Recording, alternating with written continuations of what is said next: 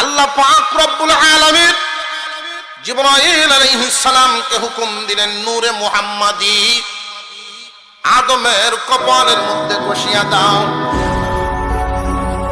এই জন্য তাফসীরে জালালাইনের মধ্যে লেখা আছে আদম আলাইহিস সালাম মাঝে মাঝে বলতেন, প্রভু হে সামিতু আলা ওয়াজহি ইনদার রাসি আস-সাউতু সাউতুন নাশীশ। কে যেন আমার কপালে বসে বসে আল্লাহ আল্লাহ জিকির শুধুই মুখে আমার মাঝে মাঝে মনে হয় কে যেন আমার কপালে বসে বসে আল্লাহ আল্লাহ জিকির করে। তেরা আমার হাবিবের নূর বসা দেওয়া হয়েছে এই আসরে তোমার কপালের থেকে জিকিরের আওয়াজ। ডরি না আদম আলাইহিস সালামকে বানানো হলো, কমপ্লিট হয়ে গেলেন, জান্নাতের ভিতরে থাকেন, যেখানে ইচ্ছা সেখানে যান, যা ইচ্ছা তা খান। কিন্তু নিঃসঙ্গ নিঃসঙ্গ লাগে, মন মরা একা একা লাগে। খুব ভালো করে বুঝবেন তোমায় আল্লাহ পাক রব্বুল আলামিন জিবরাইল আমিনকে জানায় দিলেন, আমার আদম যখন ঘুমায় থাকে আর বাম পাজর থেকে একখান হাড় তুলবো আপনার সঙ্গী বানাবো। তখন কি পৃথিবীর জমিনে মাটির অভাব ছিল নাকি? আদমরে বানাইলেন মাটি দিয়া, হাওয়াকে মাটি দিয়া কেন বানান নাই? প্রশ্ন জাগেনি না জাগে না? মহান আল্লাহ পাক ইচ্ছা করলে সর্বপ্রথম পুরুষকে যেহেতু মাটি থেকে বানাইছেন, সর্বপ্রথম নারীকেও তো মাটি থেকেই বানাতে পারতেন, কিন্তু মাটি থেকে বানান নাই। এক নাম্বার কারণ আল্লাহর কুদরত প্রকাশ করা যে আল্লাহ পারেন। দুই নাম্বার কারণ হলো আদম আলাইহিস সালামের বডির এইখান থেকে বাম পাজরের বাঁকা হাত, একদম ছোট হাতটা খুলিয়া হাওয়া আলাইহিস সালামকে বানাইলেন। তাফসীরের কিতাবের মধ্যে উল্লেখ করা হয় পা থেকে হাড্ডি নেওয়া হয় নাই, মাথা থেকেও নেওয়া হয় নাই। কারণটা কি? যদি পা থেকে হাত নিয়ে হাওয়াকে বানাইতেন তাহলে পৃথিবীর পুরুষ জাতিরা হামেশাই মহিলাদেরকে পায়ের মধ্যে পিষিয়ে পায়ের নিচে পিষে রাখার জন্য চেষ্টা করত। আর যদি মাথার হাড্ডি দিয়া বানাইতেন তাহলে এমনি তো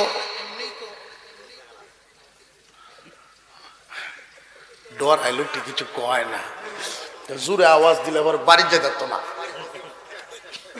এমনি তো বাড়ি ঘর, কেউ যদি জিগায় কি খবর, হ্যাঁ ভালো আছি, বাড়িউলি কেমন আছে, বুঝা যায় আমার কিচ্ছু নাই। বাড়িউলি বাড়ি যা আছে সব তার।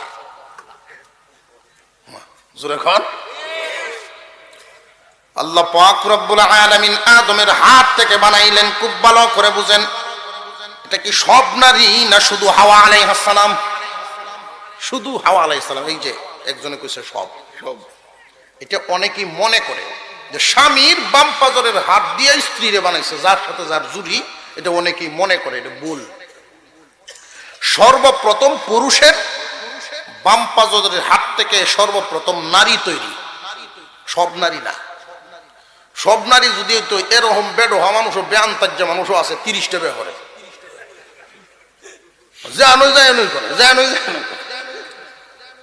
বাম পাজরের হাত থেকে যদি বউ বানানি হইতো, হাত তাকে কটা করছে 30টা, থাকবো কটা তো নাই, ওই তাহলে তো এই সাইডের আড্ডি থাকতো না। সর্বপ্রথম নারীকে আল্লাহ তাআলা এই জায়গার হাত দিয়ে কেন বানালেন? এখন কথাটা শুনেন। এই হাতটা হলো কলিজার একদম কাছের, কলিজাটা এইভাবে ঝুলন্ত, এই হাতটা একদম কাছের। কোন নারীকে যদি একজন মানুষ অবহেলা করে এই সংসারে উন্নতি হবে না। এই নারীও যদি পুরুষের কান্দে উঠে তবু তার সংসারে উন্নতি হবে না। একজন নারীর তার জায়গা হবে পুরুষের বুকের মধ্যে শান্তির জায়গা। হার্টের উপরে একজন নারীর শান্তির আশ্রয়ের জায়গা হইল পুরুষের বুকে। কোন নারী যদি চায় পুরুষরে ঘুরাইতো, অশান্তি ছাড়া কিচ্ছু হবে না। কোন পুরুষ যদি চায় নারীকে সব সময় পায়ের নিচে ফেলায় রাখতো, তারও শান্তি হবে না। তথ্যটা মনে থাকবে ইনশাআল্লাহ। হুজুর সাল্লাল্লাহু আলাইহি ওয়াসাল্লাম আবু বকরকে সাহাবী বানালেন। যেই মাত্র উনি সাহাবী হলেন, উনি মক্কার বাজারের বিরাট বড় একজন মহাজন ছিলেন।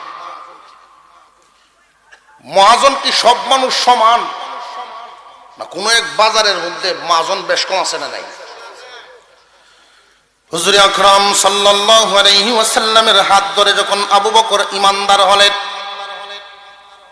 সর্বপ্রথম ঈমানদার হয়েই তিনি সময়টারে ভাগ করে নিলেন। আবু বকরের 24টা ঘন্টাকে ভাগ করে নিলেন। নিজের জন্য 12 ঘন্টা, দিনের জন্য 12 ঘন্টা। এই সূরার শান নুজুলটা আপনাদের সামনে বর্ণনা করতেছি। মহান আল্লাহ এই সূরা কেন নাজিল করলেন, কোন অবস্থায় কোন প্রেক্ষিতে নাজিল করেছিলেন? আবু বকর সিদ্দিক রাদিয়াল্লাহু তাআলা আনহুর জিন্দেগীর এই 24টা ঘন্টাকে ভাগ করলেন কয় ভাগে? 12 ঘন্টা নিজের জন্য, ঘুমটাও কিন্তু এই 12-র ভিতরে আছে, খাওয়া গোসল সবকিছু 12-র ভিতরে আছে, দোকানদারিও 12-র ভিতরে আছে। বাকি 12 ঘন্টা দিনের জন্য দেন। উনার সাথীরা বলে, আবু বকর, আমরা সারাদিন ব্যবসা করি, কিন্তু তুমি দিনের দাওয়াতের কাজে থাকো, তুমি ক্ষতিগ্রস্ত। এই পৃথিবীর জমিনে একজন মানুষ কিন্তু ভালো মন্দ যাচাই বাছাই করতে পারে না। এই বুদ্ধি আমাদের নাই, কে লাভবান কে ক্ষতিগ্রস্ত এটা আমরা ভাগ করতে পারি না। একই বাবার 2 সন্তান, একটা ছেলে মাদ্রাসায় কিছুদিন পড়াশোনার পরে ভালো হাফেজ হয় নাই, ভালো আলেমও হতে পারে নাই, গ্রামের মসজিদ করেন, বাবার সংসারটা কোন রকম চালাইতে পারেন।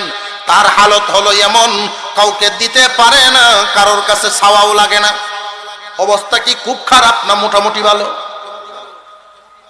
5 ওয়াক্ত নামাজ ঠিক আছে, ঈমান আমল আখলাক ঠিক আছে,